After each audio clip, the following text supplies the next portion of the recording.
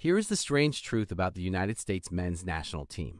America's best World Cup finish came before America even cared about soccer. In 1930, the U.S. reached the semifinals of the very first World Cup. 20 years later, it shocked England in one of the greatest upsets the sport has ever seen. And then it disappeared. For 40 years, the country with endless athletes, endless money, and endless confidence could not even get back to the tournament. No dynasty, no tradition, no national obsession. Just a team trying to survive in a country that barely noticed it. But the USMNT kept coming back. It returned. It rebuilt. It failed. It produced Donovan, Dempsey, Howard, Pulisic. And now, with a home World Cup and a generation carrying more pressure than any American team before it, the question is no longer whether America cares about soccer. That part is over. The question is whether the United States can finally turn attention into achievement. This is Inside the Franchise of the United States men's national team. Inside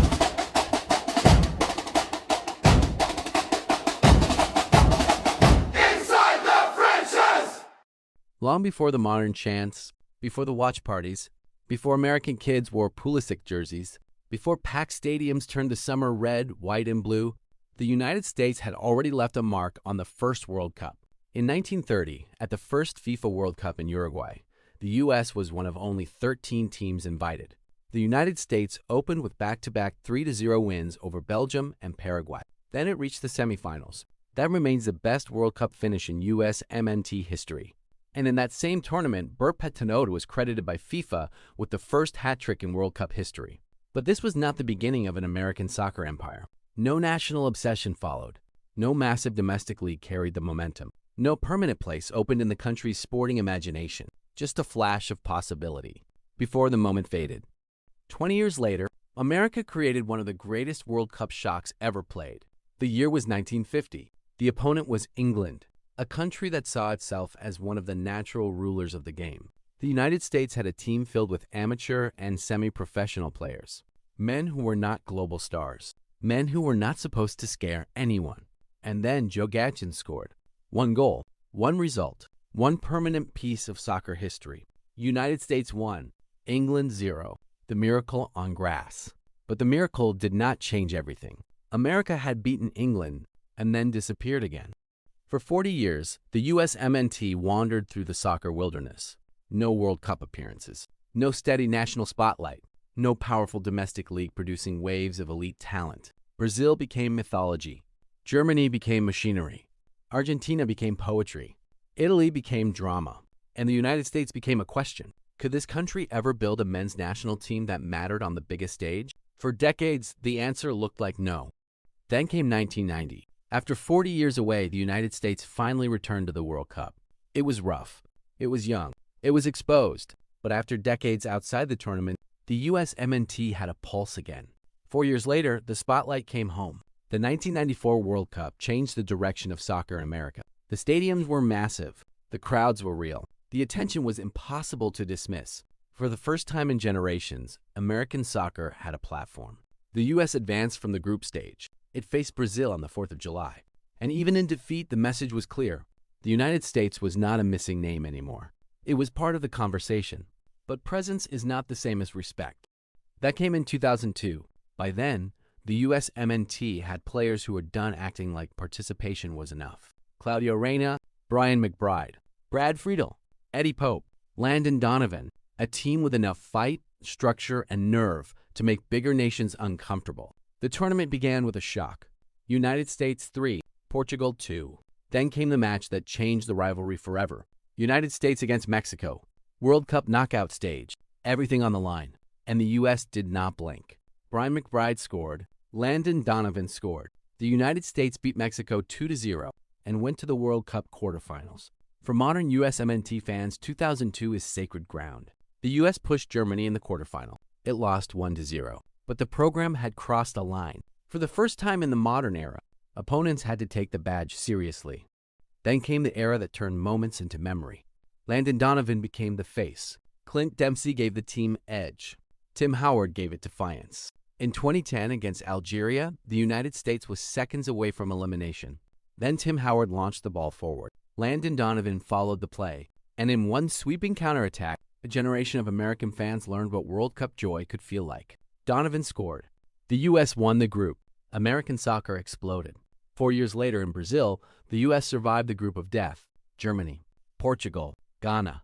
The kind of group that could bury a team early. Instead, the USMNT advanced. Then came Belgium, a match the U.S. lost. But somehow, Tim Howard turned defeat into legend. Save after save. Wave after wave. A goalkeeper trying to hold back an entire attack by himself. That night ended with pride, pain, and proof that American fans were invested enough to hurt.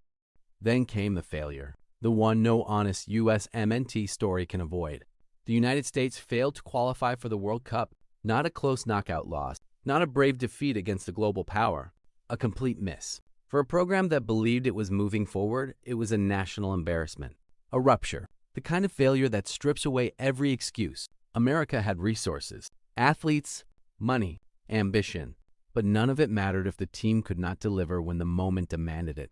The 2018 failure forced the program to confront what it was and what it still had not become.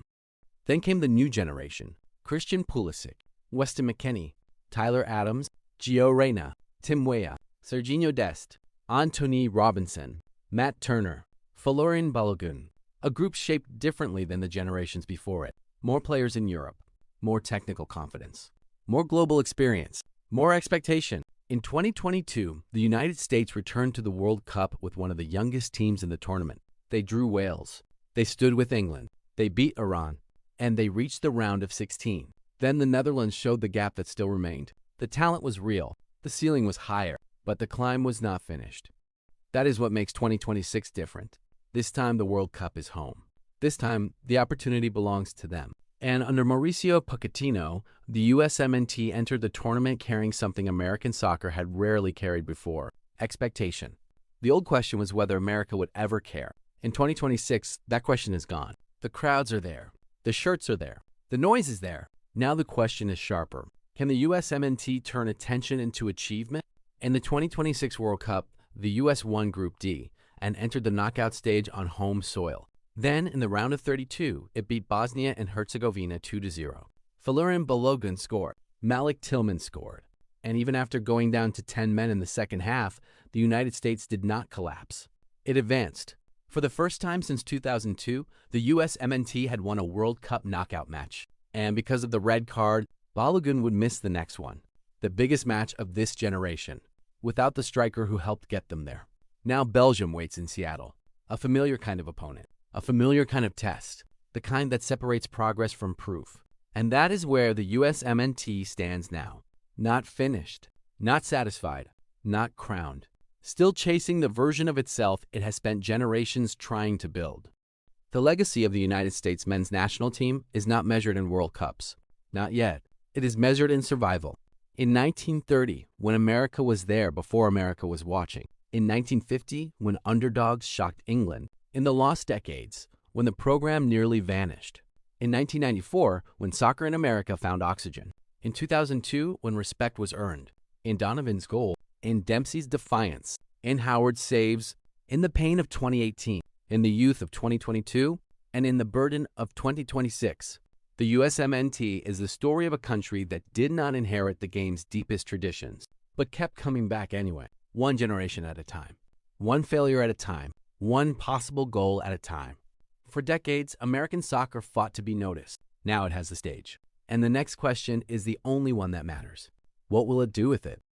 Before we go, the founding members welcomed the like button into the American Outlaws. Then, it immediately held its scarf upside down. I guess everyone starts somewhere. To the founding members, every great franchise has its originals. Thank you for being ours. I'll see you in the next chapter of Inside the Franchise.